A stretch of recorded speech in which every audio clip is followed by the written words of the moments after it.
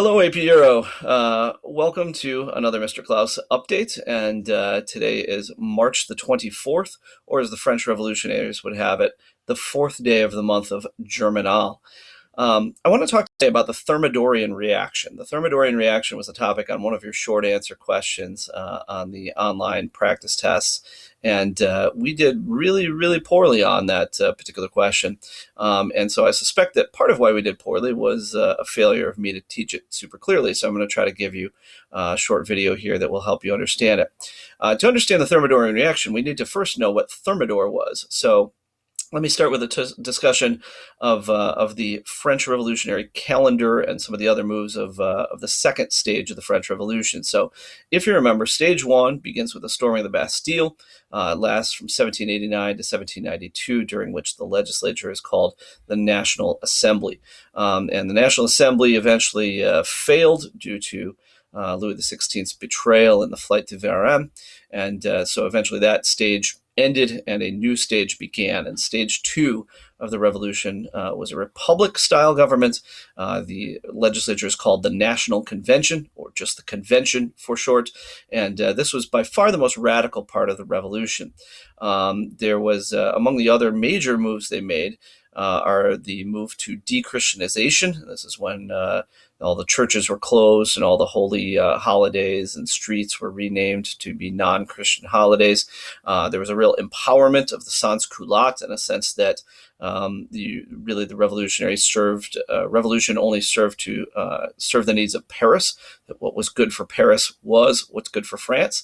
There's an widespread introduction of the metric system and the decimal system, everything in nice, rational, Enlightenment-inspired base tens. And among the changes that affected was the calendar. So the calendar, of course, had previously been the one we still use today, the Julian calendar. But the French redid their calendar, starting with day one of the year one being the beginning of the revolution, and numbering accordingly. And so each month had a nice, logical 30 days. Those 30 days were split into 3 weeks of 10 days each, and the months were also renamed. The way they did the naming was to rename them for what was happening at that time of year, kind of weather names. So in our day and age, or our time of year right now, we would have just concluded about March 20th or so, the month of Ventos, which is windy, and we would have begun the month of Germinal, the month of germination. So the seeds are starting to germinate, and that would go until about about April 20th, and then we would begin the month of Floreal, the flowering, and on we would go. So one of those months, one of the months in the calendar, was the month of Thermidor, and you might be able to figure out from that therma or thermal from your science classes or outside knowledge that therma has to do with heat. So the month of Thermidor basically means the month of summer heat.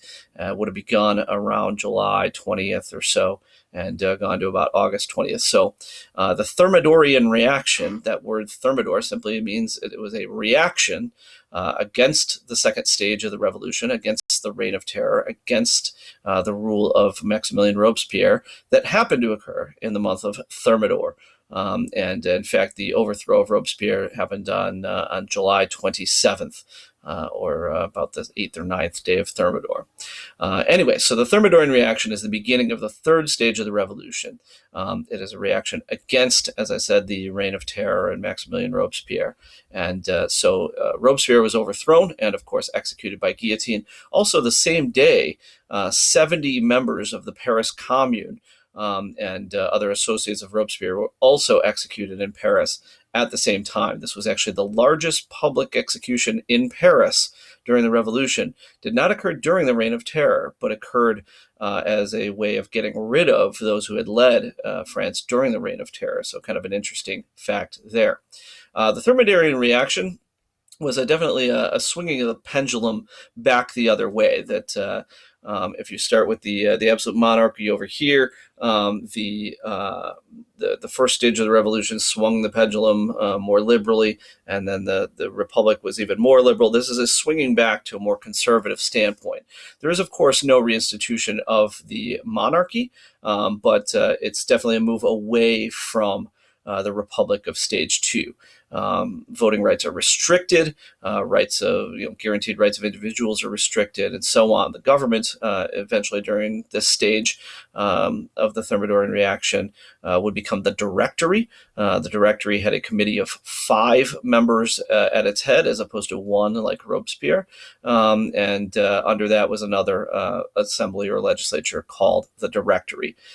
As far as what the Thermidorian reaction is all about, or its historical importance, this was seen as a more stable government, no longer following the whims of Robespierre or the whims of the mob, the Paris Commune, but it was seen as a more stable government. It definitely involved a re-empowerment of the bourgeoisie, and was a way, like a lot of what they were trying to do was they were trying to bring the government back to a point where anyone besides the mobs of Paris would approve of it.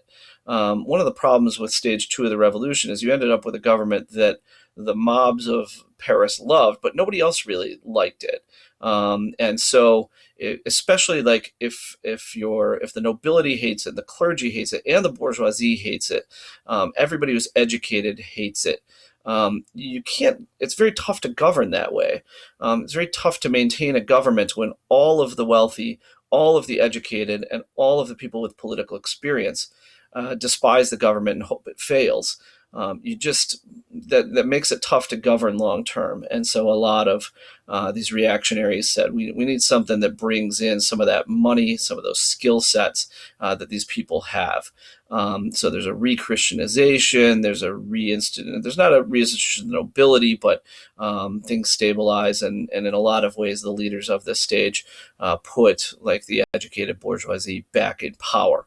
Unfortunately, the whole stage, not just the Thermidorian reaction, but the entirety of stage 3, the entirety of the Directory, is very narcissistic. It becomes very much about simply holding on to power rather than really standing for anything or having any sort of ideals, enlightened or otherwise, other than maintaining one's power. And so eventually the Thermidorian reaction ends in the Directory, but eventually the Directory is overthrown in a coup d'etat by Napoleon Bonaparte in 1799, and is as unmourned as the Reign of Terror, really, by most people. Now, I've also decided, so that's the Thermidorian reaction, is simply the transition out of stage 2 and into stage 3, the overthrowing of Robespierre and the ending of the Reign of Terror and the reinstitution of slightly more conservative form of government. By conservative, we mean, of course, following the traditions of France.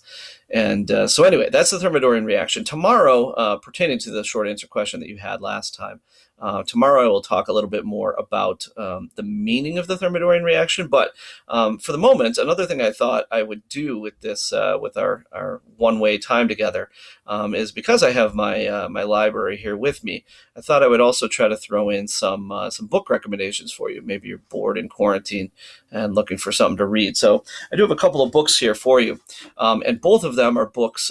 They're both novels. They're not history books. They are fiction, but they're historical fiction, and both of them take place in the French Revolution, and specifically during the Reign of Terror. One of them is Charles Dickens's A Tale of Two Cities, and the other is actually by a Hungarian baroness, Baroness Orczy, and her book, The Scarlet Pimpernel.